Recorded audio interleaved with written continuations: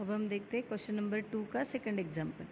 उसमें दिया है x is equal to 6 and y is equal to -2। x ये a का कोऑर्डिनेट है और y ये b का कोऑर्डिनेट है। तो हम कैसे लिखेंगे? a चा निर्देशक बरोबर x बरोबर 6, b चा निर्देशक y बरोबर -2। अब 6 और -2 में से 6 बड़ा है, so 6 is greater than -2। So distance निकालना है हमको ए बी का। So distance A B is equal to 6 minus, बड़े नंबर से माइनस करेंगे छोटा number, so -2 is equal to 6 + 2, minus minus हो गया प्लस, सो 6 + 2 का आंसर आया 8। अब देखते हैं थर्ड एग्जाम्पल। थर्ड एग्जाम्पल में x इज इक्वल टू -3 दिया है, y इज इक्वल टू 7 है। सो क्वेश्चन में हमको बोला है a का कोऑर्डिनेट x है और b का कोऑर्डिनेट y है।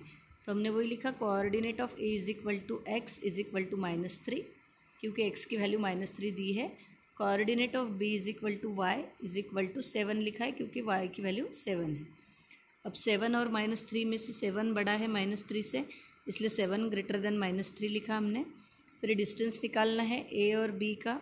सो बड़े नंबर से माइनस करेंगे छोटा नंबर, सो छोटा नंबर ब्रैकेट में लिखा है हमने, माइनस माइनस हो जाएगा plus, so 7 + 3 is equal to 10। उसके बाद देखते हैं फोर्थ एग्जाम्पल। फोर्थ एग्जाम्पल में दिया है x is equal to -4, y is equal to -5। तो हम लिखेंगे a चा निर्देशक बरोबर x बरोबर -4, इंग्लिश में लिखना है coordinate of a is equal to x is equal to -4। b चा निर्देशक बरोबर y बरोबर -5, इंग्लिश में लिखेंगे coordinate of b is equal to y is equal to -4।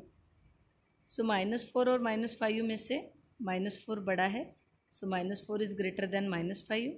So distance A B कैसे निकालेंगे? बड़े नंबर से छोटा नंबर माइनस करेंगे। सो बड़ा नंबर लिख दिया -4, फिर माइनस साइन और फिर छोटा नंबर ब्रैकेट में, क्योंकि वो माइनस साइन के साथ है। सो -4 एज इट इज़, ये माइनस माइनस हो गया प्लस, और ये 5, फिर प्लस माइनस माइनस होता है, इसीलिए 5 में से 4 माइनस होगा, आंसर आएगा 1। नेक्स्ट एग्जाम्पल देखते हैं। x is equal to 3, y is equal to -6। फिर से वही लिखेंगे, a चा निर्देशक बरोबर x बरोबर -3, b चा निर्देशक y बरोबर -6। -3 -6 में से -3 बड़ा है, so -3 is greater than -6।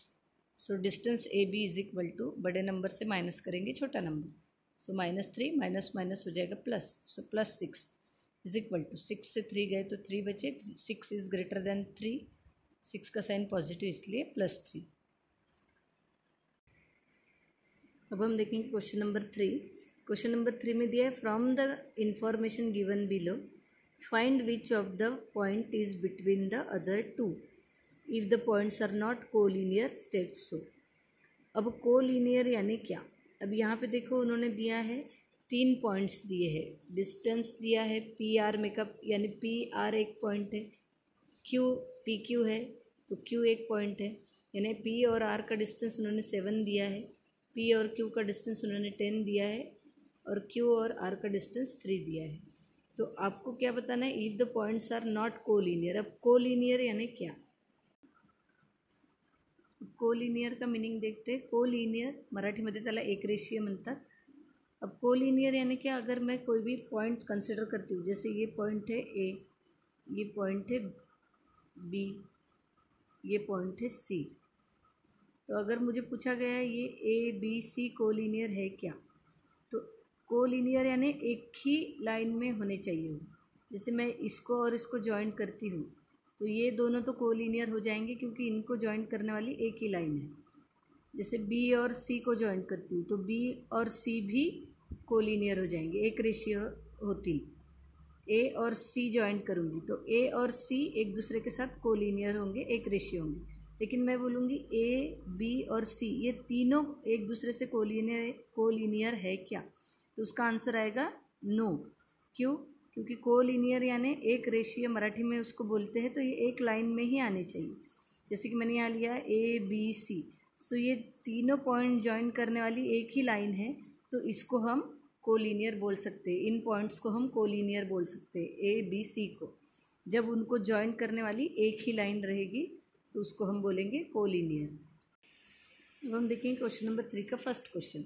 So distance P R दिया है 7, डिस्टेंस पी क्यू दिया है 10 और डिस्टेंस क्यू आर दिया है 3। तो हमको क्वेश्चन ये बोला गया है कि ये तीनों पॉइंट्स जो है पी क्यू आर ये कोलिनियर है क्या, और अगर कोलिनियर है या नहीं ये तो हमको लिखना ही है। उसके अलावा हमको अगर कोलिनियर आंसर मिलता है तो कौन सा पॉइंट बीच में आएगा, बिटवीननेस भी बताना है, दरम्यान तापन सांगायचे। तो ऐसे प्रॉब्लम्स में हमेशा क्या करना है, जिन दो पॉइंट्स का डिस्टेंस सबसे बड़ा दिया है, जैसे अब इन दो पॉइंट्स का डिस्टेंस दिया है 7, इन दो पॉइंट्स का डिस्टेंस दिया है 10 और Q और R का डिस्टेंस दिया है 3। तो 7, 3 और 10 में से सबसे बड़ा नंबर कौन सा है, 10, यानी सबसे बड़ा डिस्टेंस इन दो पॉइंट्स का है। तो हम क्या करेंगे, ये जो दो है छोटे नंबर्स इनके एडिशन करेंगे, इनके एडिशन का आंसर और ये बड़ा डिस्टेंस अगर सेम आता है तो ये सारे पॉइंट्स क्या रहेंगे, कोलिनियर रहेंगे। तो अभी हम देखते हैं, जैसे डिस्टेंस P, Q उन्होंने दिया है 10, सो इसको हम इक्वेशन नंबर 1 दे देते हैं। उसके बाद हम लिखेंगे distance P, R plus distance Q, R is equal to P R का डिस्टेंस कितना है 7 और क्यू आर का कितना है 3। सो लिखेंगे 7 + 3, इसका आंसर कितना मिला हमको 10। इसको इक्वेशन नंबर दे देंगे 2। सो यहाँ पे लिखेंगे हम फ्रॉम 1 and 2 क्या मिलता है 1 and 2 से, distance P, R plus distance Q, R is equal to distance P Q, क्योंकि इसका भी आंसर 10 है और इसका भी आंसर 10 है, तो ये दोनों क्या है, इक्वल है। और इसका मतलब क्या हो गया, P, Q और R ये कोलिनियर है, therefore P, Q, R are collinear, म्हणजेच P, Q, R हे एक रेषीय आहेत। और उसमें हमको बिटवीननेस देखना है। सो सबसे बड़ा डिस्टेंस कौन सा है, PQ, तो नेचुरली बीच में कौन आएगा फिर, R। सो बिटवीननेस कैसे आएंगी,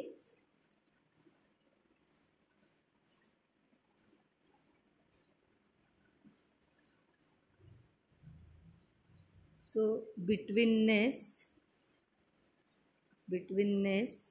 क्या आएगी, P, R, Q। सो इस तरीके से आपको रिमेनिंग एग्जाम्पल करने हैं। सेम इसी तरीके से जब ऐसा दो छोटे नंबर के एडिशन ये बड़े डिस्टेंस की जितनी नहीं मिलेंगी तो हम यहाँ क्या लिखेंगे, not equal to. So therefore the points are not collinear. जब ये इक्वल नहीं मिलेगा तब लिखेंगे नॉट कोलिनियर।